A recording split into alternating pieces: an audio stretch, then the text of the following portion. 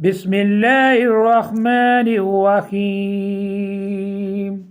السلام علیکم۔ روزانہ واقعات سننے کے لیے اس چینل کو سبسکرائب کریں۔ نمرود نے اللہ تعالیٰ کے خلیل حضرت ابراہیم علیہ السلام کو آگ میں ڈالا، مگر نمرود کو اللہ تعالیٰ نے کیسے پالا؟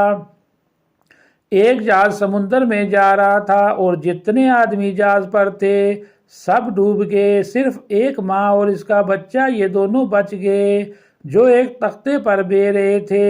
اس کے بعد اسرائیل علیہ السلام کو حکم ہوا کہ جاؤ اس بچے کی ماں کی روح بھی قبض کر لو۔ اب بچہ تخت پر اکیلا باہر چلا جا رہا تھا۔ پھر ہواؤں کو حکم ہوا کہ سمندر کے ایک کنارے پر جنگل ہے، اس کو وہاں ڈال دو۔ وہ تختہ بے کر اس جنگل کی طرف گیا اور جنگل کے کنارے لگ گیا۔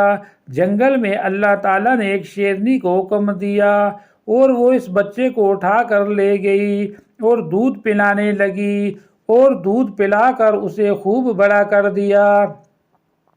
اس کے بعد جنوں کے بادشاہ نے آداب شاہی سکھائے۔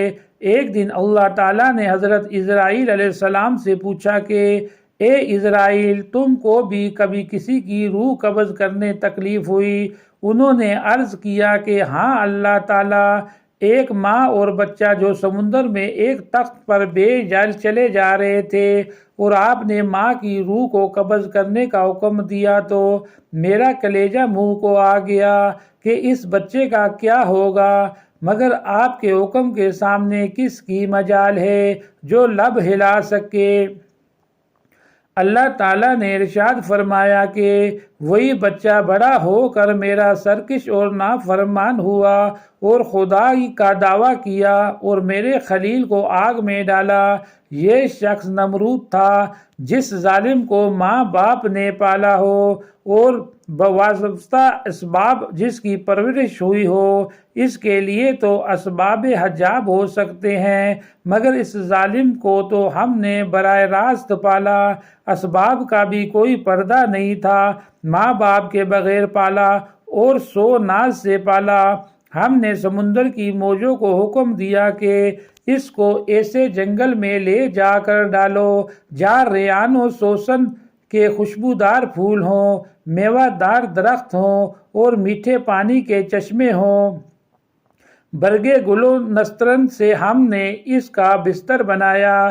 خوش آواز پرندوں کو حکم دیا کہ اپنی سریلی آوازوں سے اس کا دل بہلائیں۔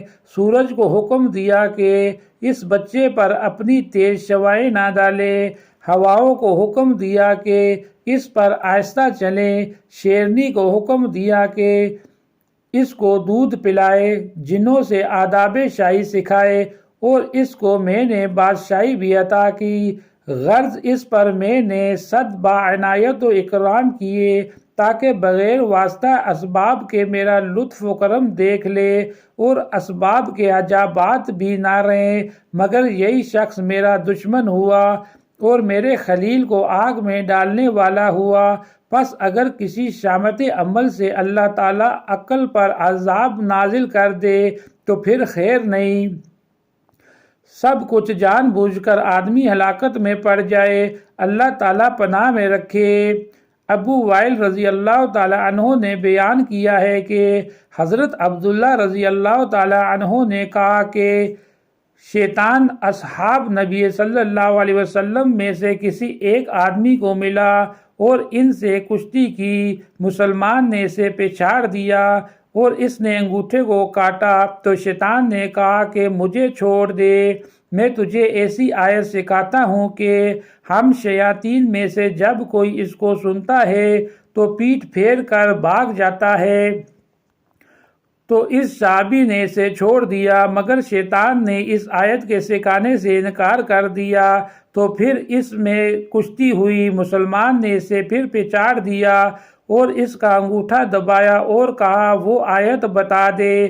اس نے انکار کر دیا کہ وہ آیت سکھائے۔